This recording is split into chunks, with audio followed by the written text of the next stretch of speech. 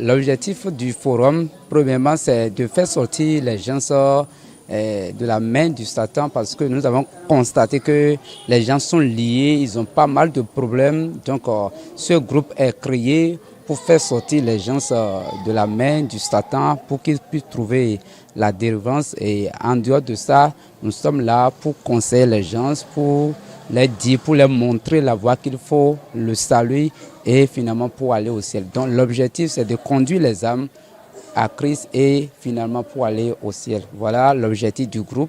Maintenant l'objectif de cette manifestation c'est d'abord de se regrouper pour se connaître parce qu'il y a des gens un peu partout dans le monde entier. Nous sommes plus de 2 millions. Donc voilà, donc on ne se connaît pas, on se connaissait peut-être sur les réseaux sociaux, mais aujourd'hui, chacun s'est déplacé de son coin et on s'est réunis et on s'est connu aujourd'hui qui est qui. Et l'émission que chacun des administrateurs fait dans le groupe, chacun a présenté son émission et là, ça a été une bonne chose aujourd'hui. Je suis très satisfait de cet événement, de la manifestation, comment ça s'est passé. Et surtout, l'artiste invité, ça nous a égayé, ça fait de la joie. Si ceux qui ne sont pas venus, quand ils vont voir dans les réseaux sociaux, eux aussi, ils sauront que c'est une bonne chose. Et je leur dis à la prochaine de tout faire, de ne pas manquer, quelles que soient les occupations, de tout faire pour être au rendez-vous. Mon mot de fin, premièrement, c'est de remercier le Dieu Tout-Puissant pour son aide, pour son soutien. Et deuxièmement, c'est de remercier le prophète Akawano Antoine, vraiment pour son sacrifice. Il a beaucoup fait pour la réussite. Et je remercie également tous les administrateurs qui ont œuvré, qui ont collaboré avec lui pour que nous ayons cette réussite. Et je prie, s'il y a quelqu'un de bonne volonté qui veut que l'évangile soit propagé dans le monde entier, nous sommes prêts pour qu'il puisse coopérer avec nous. Nous avons besoin de soutien pour faire sortir l'évangélisation dans tout le monde entier. Mais cela a besoin de moyens. Donc nous lançons un appel vibrant à tous les bonnes volontés, à tous ceux qui sont sauvés et qui veulent que cet évangile aille de lieu en lieu.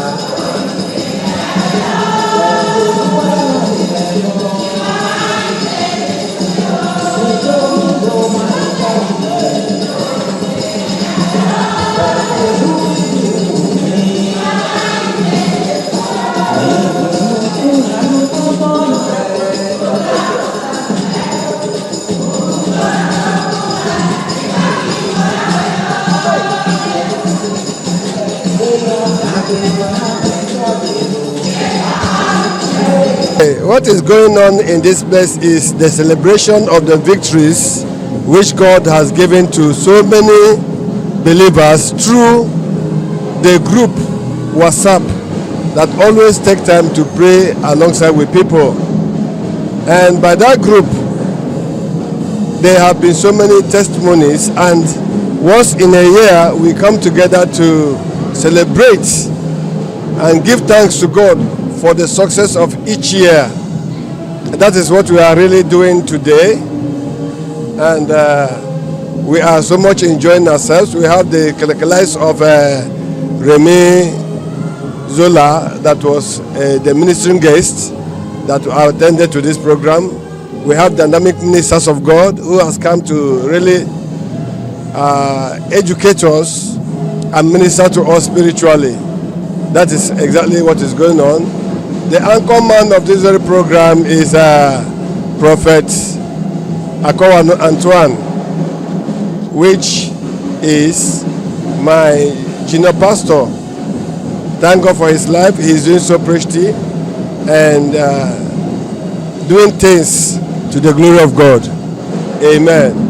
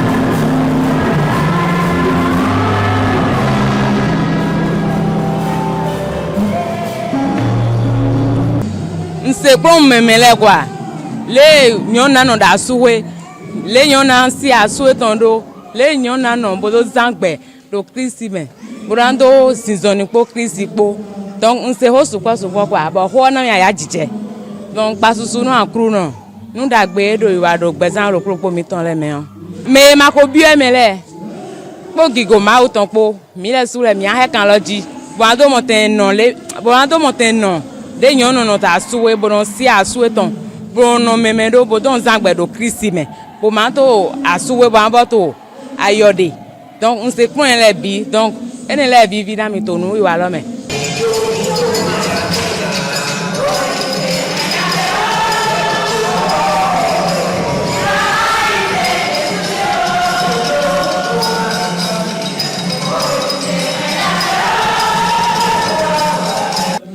Today is the fashion, our WhatsApp group fashion, CGPP.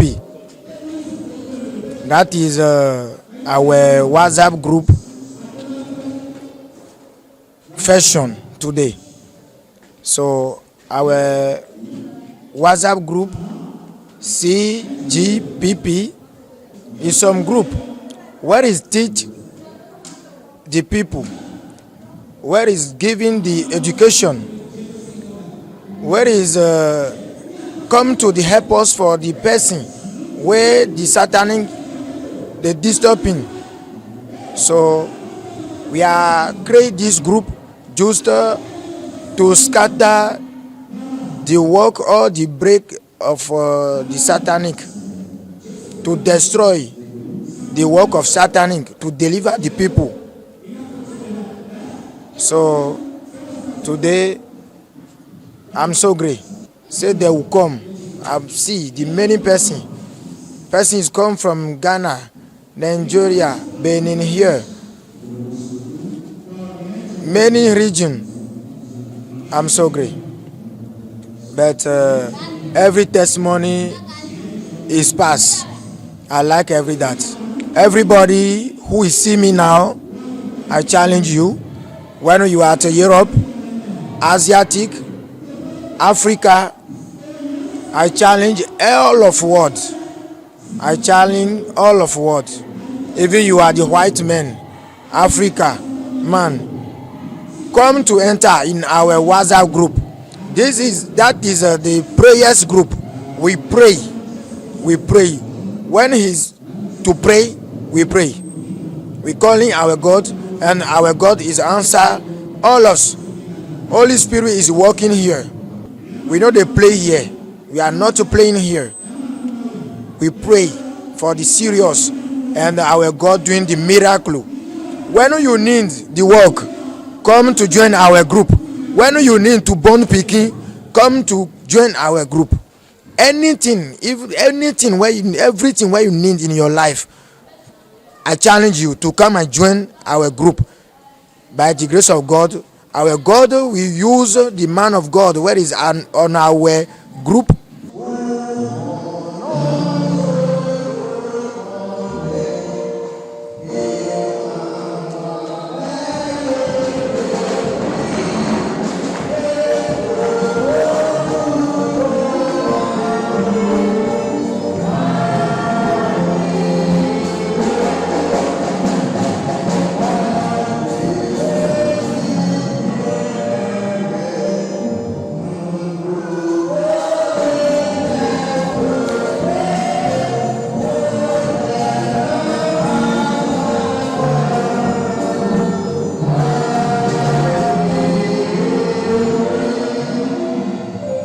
Ok, egbebe nkeke jojo eto beyina mi akpata do nemi kpo le agbe ame ma obena milai nemia so ebe npo mila pona mo amonito ho Yesu wa mi kpo bena egbe vivia to réseaux sociaux be nu ojia ma ole wo ebe do subon don ma va to mi be prophète akowanu ji be so gbogbo ha be group de so dade yo yorona be oyoro ko le gengbe me bina unsen gbedodato donc groupe a odo dodo pe egbe mi vava le hogbonu bene le fie le kwagbon me le akwe gande me ko yoran be cinema king mi da pe na ma do me wa mi mdom sendo donc enu ke mi o mi bua ma o ya globe no afibu ya la to so ebe to ke mi va mi kpo be na ma wa ebe alo edidido ebe alo ajemianji emi nyambena enuke ma wo pata america de kan le fi egbe a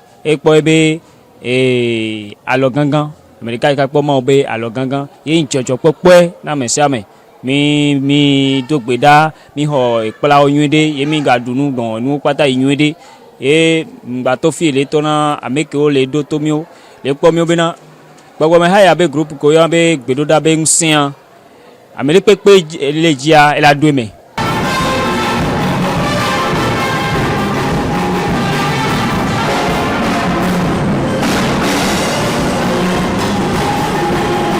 no wa gbe tan la ende bonyon ba ho meti hun parce mi mo mi de to ti jo me bo de mi no to ko ro ra yi hun gan mo mi so je jiro go wa ya je go bo mi le ma son avino afiwo son avino igba mais on est point wala besoin ya jeme de wegbe no nyindo bo andolo gbero me pa ndondo surtout pataki maison ifan kame pogmo lo chimo bi groupe lo mele ndondo me bi do wanyi okunu to na simiro po ngamo ko me so tron ko tire ko do ma o sin jomio na no po ko mi ton le po onu edi mi te ko edi dans an din Jesu na yiro kemi.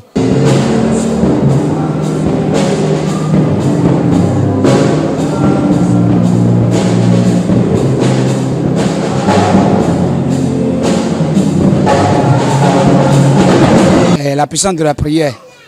Bête cadeau. bodo enyi nu nyawle de mina wa gbon bodo han alindon le lu tena Christi na kolewaito ni mina moto groupe l'homme to lundi le mina ba prière matinale to azan le pogbe vers 6h to 10h le mina ba émission remilo do 5 minutes avec Jésus bodo maywana remilo do pasteur Carlos donc ni mi ton son frère boawa wejai mina ba émission remilo do o gancheho nado bio kiko cheme bo yemeto hodo kredi prophète akowanu Antoine kono na chomio na do ngau betene Christi no yimizan na émission wejai le temps to 20h le po to kanloji donc to di to gbe wanyin me to pom le bon e juro mi do e me po ni chakpo do mi po na do skan bio pelo me ni do mo bero mi juro me de be na bio me chanwe na no e mi kono wa de me le crédit film crédit yewe ho crédit compte teme il a le numéro 56 00 95 00 when il a le numéro lo yana ze do brama o mi na no po do la won dagbe do wule a una mi le na kolewa Christo Jesu do rami shalom.